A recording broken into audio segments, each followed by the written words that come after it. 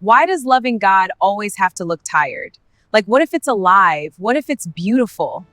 The first time we gathered on that rooftop in Lumira City, nobody thought we were starting a movement. We just wanted a place where young people could love God without feeling outdated. It was Kirabo Gift's idea to hold the first worship night at the Sky View Terrace in Zawadi Crest Estate. The city lights below looked like tiny stars, and everyone came dressed like it was a fashion show.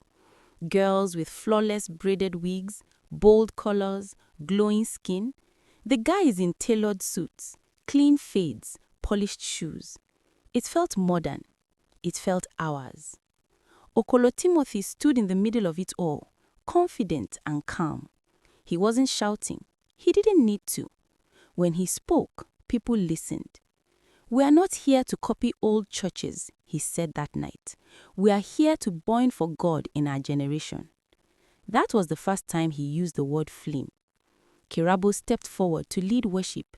Her waist-length braids fell perfectly down her back, and when she sang, everything else disappeared.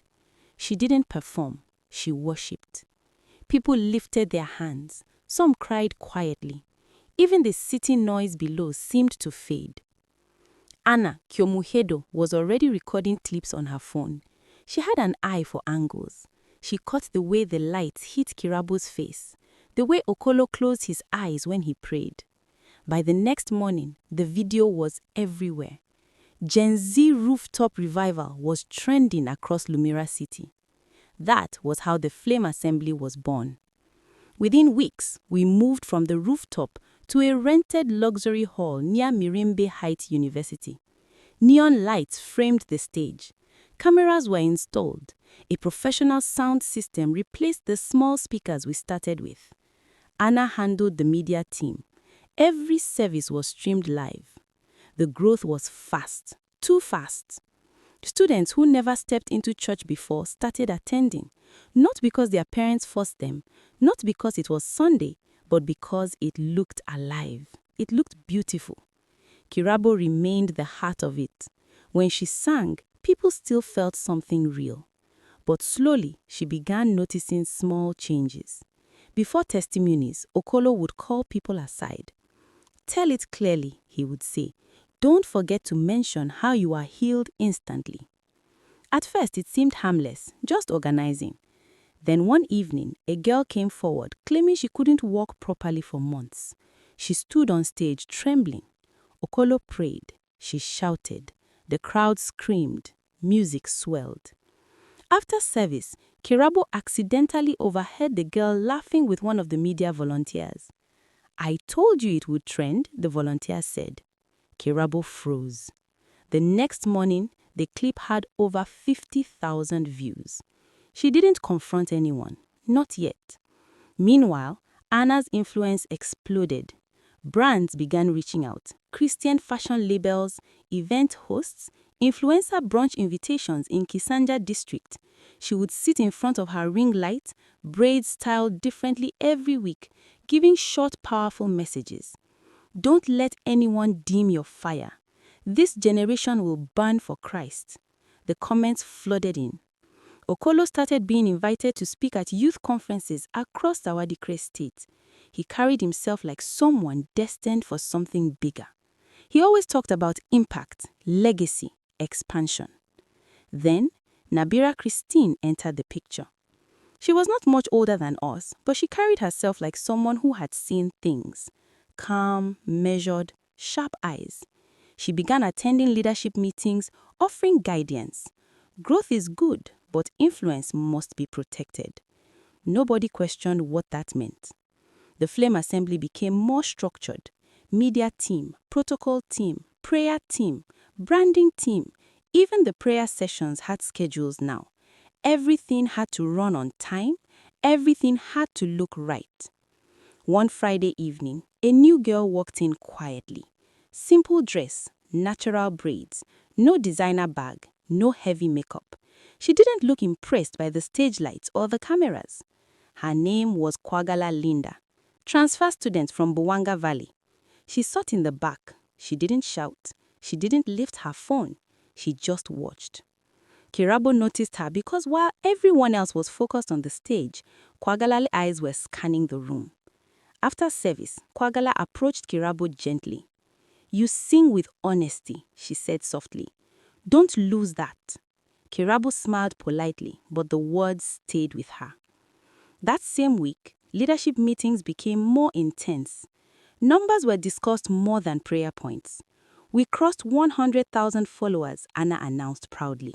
Okolo nodded. "Good. That means the message is spreading." But what message? Kirabo began to notice how prayer time was shrinking while strategy meetings grew longer. Thumbnails were debated, lighting adjustments were tested repeatedly, testimonies were screened before allowed on stage. One evening, she asked Okolo quietly, "Do you ever feel like we are trying too hard to look powerful?" He laughed lightly. "Presentation matters, Kirabo. Excellence attracts souls." It sounded right, but something felt wrong. Then something else happened.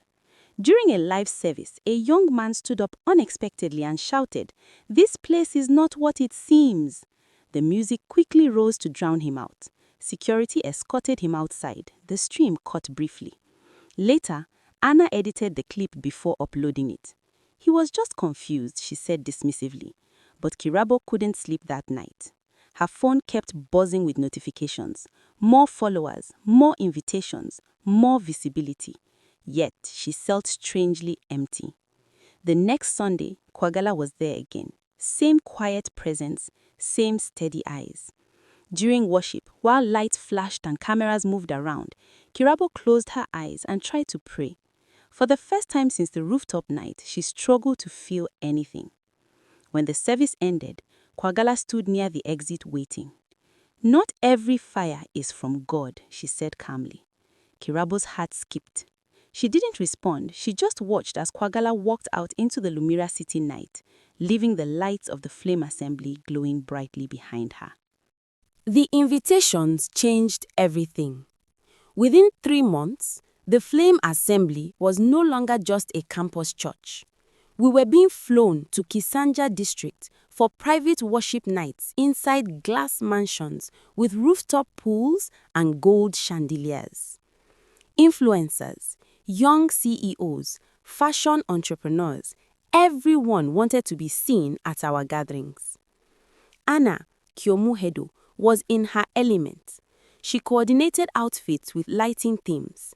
If the stage lights were blue, the worship team wore silver and white. If the theme was Holy Fire, it was red, gold, and bold prints. Her live streams were clean, dramatic, perfect. "Consistency builds credibility," she would say while reviewing clips. Okolo Timothy began preaching differently. He was sharper, more intense. "If you disconnect from this altar," he warned one night, "you disconnect from your covering.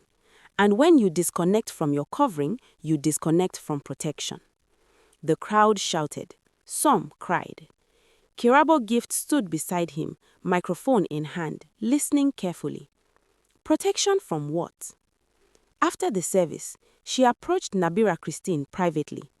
"Do you think we're focusing too much on control?" Kirabo asked quietly. Nabira didn't answer immediately. She adjusted her bracelet and replied calmly, "Spiritual authority must be guarded. This generation is easily distracted." It sounded reasonable. Still, Kirabo's chest felt tight. That week, something else started happening. Kirabo began having dreams. In the first dream, she stood on a stage alone. The lights were blinding. The crowd was loud. But when she tried to sing, no sound came out. She looked up, expecting to feel God's presence like before. There was nothing, just cameras turning toward her. In another dream, she saw fire falling from the ceiling, bright, beautiful flames, but when it touched the ground, it turned into camera flashes. She woke up unsettled. Meanwhile, Anna's digital presence exploded beyond Uganda. Clips of the Flame Assembly were being shared across East Africa. Luxury youth churches began copying our style. Neon backdrops, influencer testimonials, aesthetic prayer reels. One afternoon, Kirabo walked into the media room earlier than usual. 2 volunteers were rehearsing with a young man who was supposed to give a testimony that night. No, one volunteer corrected him. Say it like this. The moment Pastor prayed, I felt electricity in my spine. It sounds stronger. Kirabo froze in the doorway. The young man hesitated. But it didn't happen like that. It's the same thing, the volunteer insisted, just clearer. Kirabo stepped inside. What's going on? The room went silent. It's just helping him structure his testimony, Anna answered smoothly from behind a laptop. Kirabo looked at the young man. He avoided her eyes. That night, during service, the testimony went exactly as rehearsed. The crowd erupted. Comments flooded the live stream. Fire emojis, crying emojis. God is moving. Kirabo sang afterward, but her voice felt heavy.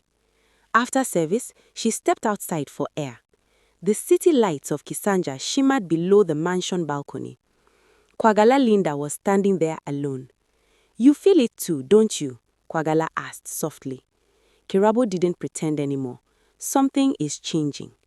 Kwagala nodded. When God moves, he doesn't need editing. The words hit hard. Inside, Okolo was laughing with sponsors. Wealthy donors from Zawadi Crest State were discussing expansion, a bigger venue, branded merchandise, official partnerships. Kirabo re-entered quietly. Later that week, Anna called an emergency media meeting. There are negative comments circulating.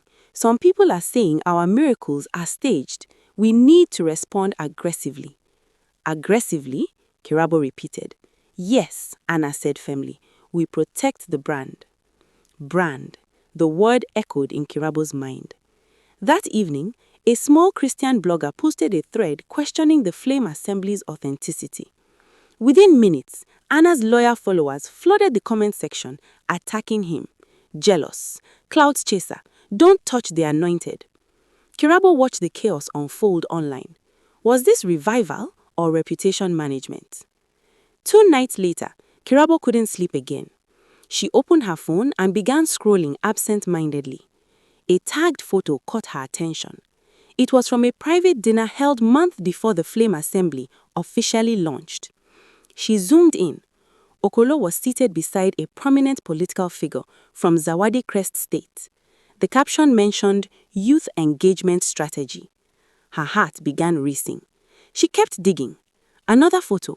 Same figure, same circle, same timing. The next day, while everyone prepared for another live service, Kirabo slipped into the admin office looking for clarity.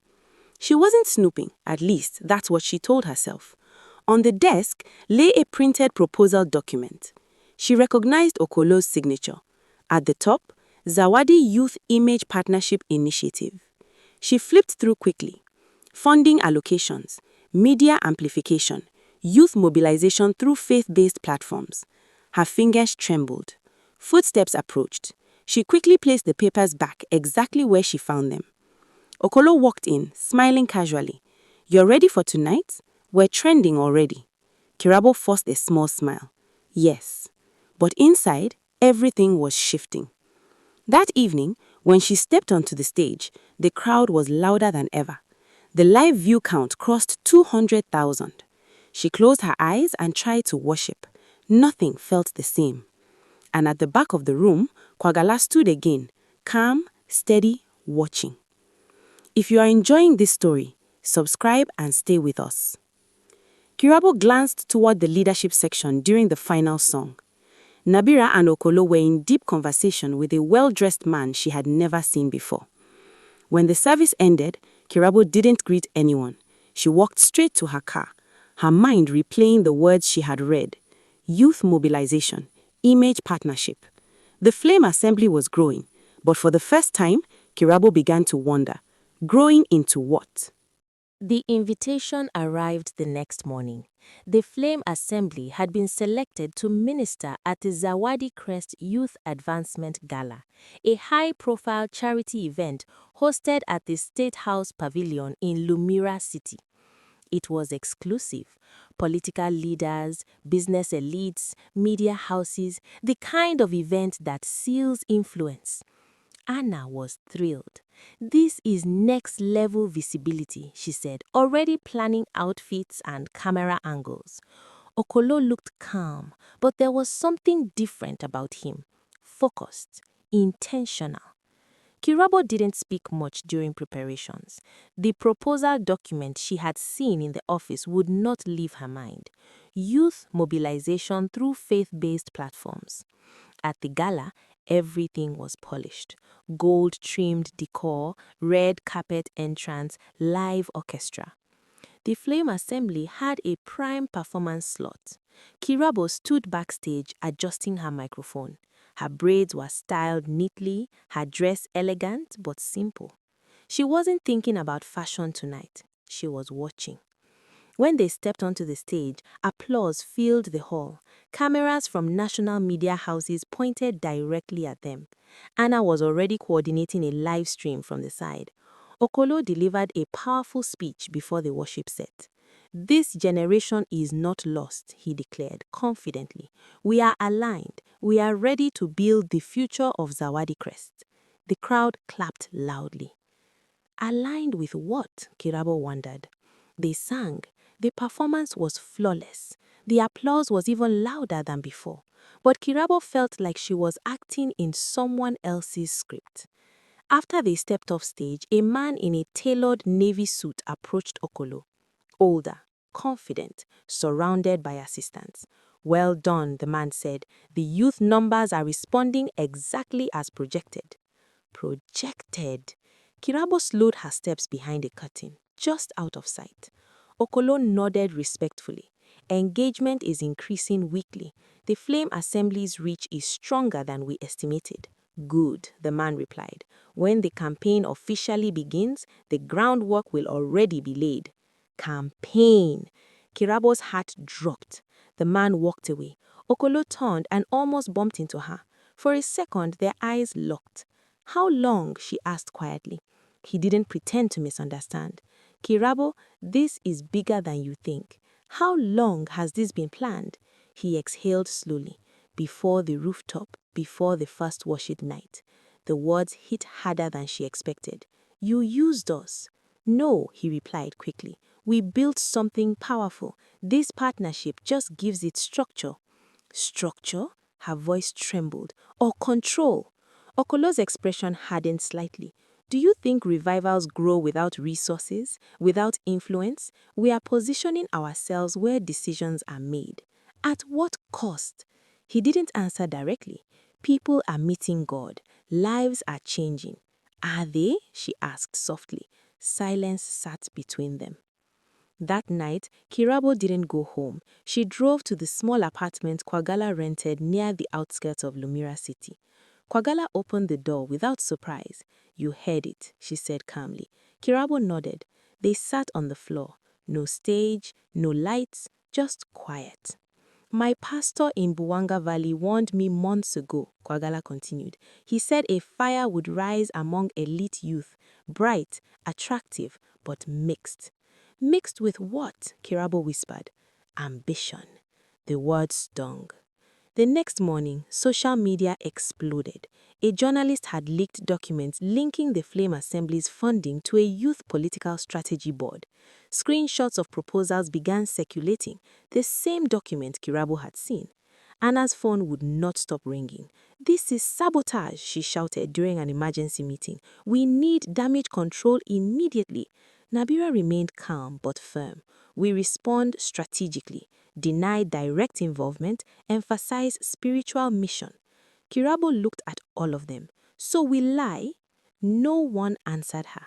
Okolo finally spoke. "It's not lying, it's protecting the vision." "What vision?" she asked. "The future. If we don't influence politics, politics will influence us." "And staging miracles?" she shot back. "Is that influence too?" The room fell silent. For the first time, doubt flickered across Anna's face.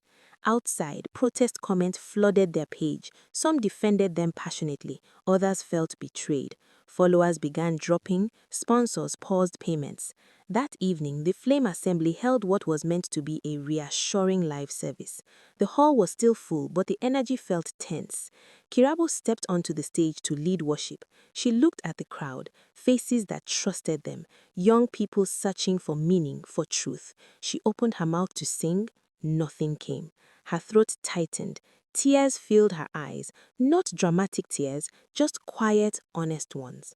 I can't do this, she whispered into the microphone. The live stream was still running. Okolo moved towards her, but she stepped back. I joined to worship God, she said steadily, not to build influence for people I've never met.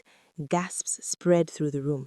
Anna signaled frantically for the stream to cut. It didn't cut fast enough. The clip was already spreading. Kirabo removed her microphone gently and walked off stage. No shouting, no scene, just decision. Outside, Kwagala was waiting near the parking lot. Are you going home? Kwagala asked. Kirabo nodded. Not Lumira, she said quietly. Take me to Buwanga Valley. Behind them, the Flame Assembly lights still shone bright against the city skyline. But for the first time, they didn't look like fire. They looked like flash. Buwanga Valley did not welcome Kirabo with applause. There were no stage lights, no cameras waiting, no curated outfits, just red soil roads, small houses, and quiet hills stretching into the distance. The church building there was simple: iron sheets, plastic chairs, no LED screens. When they entered on Sunday morning, nobody recognized her at first. Kwagala's old pastor, a calm, middle-aged man with kind eyes, greeted them warmly. You are welcome, he said. No excitement, no special treatment. Kirabo sat at the back. Worship began with one keyboard and a single drum. The voices were not perfectly trained. Some were off-key, but something felt different. There was no performance. No one was recording. No one was checking comments. When they prayed slowly. No rushing, no background music to force emotions, just silence and honest words. Kirabo closed her eyes. For the first time in months, she felt something real. Not hype, not adrenaline. Peace. After service, no one surrounded her for selfies. No one asked for a trending clip. They simply invited her to share lunch, matoke, beans, and stories. That afternoon, she told Kwagala everything. I feel foolish, Kirabo admitted.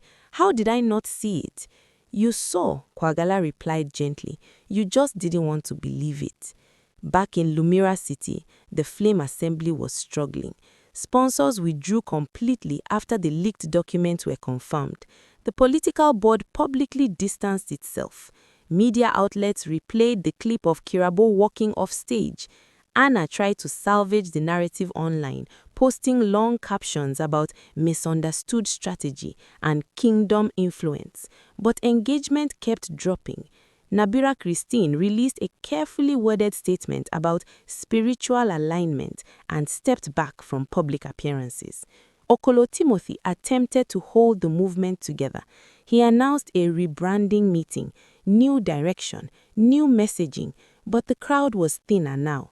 Without the glamour, without the promise of being part of something elite, many drifted away. One evening, Okolo drove alone to Buwanga Valley. He found Kirabo sitting outside the small church building, watching the sunset. For a moment, neither of them spoke. I didn't plan for it to become manipulation, he said finally. I just wanted us to be relevant. Kirabo looked at him calmly. Relevant to who? To our generation. And what does our generation need? She asked. A platform or truth? He didn't answer.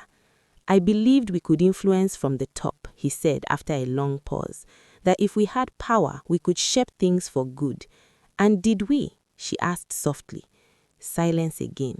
The wind moved gently through the valley. Okolo sat down on the low wall beside her. For the first time since she met him, he looked unsure. I don't know how to fix it, he admitted. Kirabo was quiet for a moment. Maybe we stop trying to fix the brand, she said, and start fixing the heart. Weeks passed. Kirabo did not return to Lumira immediately. She stayed in Buwanga Valley helping with youth gatherings, small ones, honest ones, no streaming, but something unexpected happened. Clips from the old Flame Assembly services continued circulating, but now people were asking deeper questions online about church culture, about influence, about authenticity. Some former members reached out privately, saying they still loved God but felt confused. Eventually, Kirabo agreed to return to Lumira City, not to revive the old image, but to gather those who genuinely wanted something different.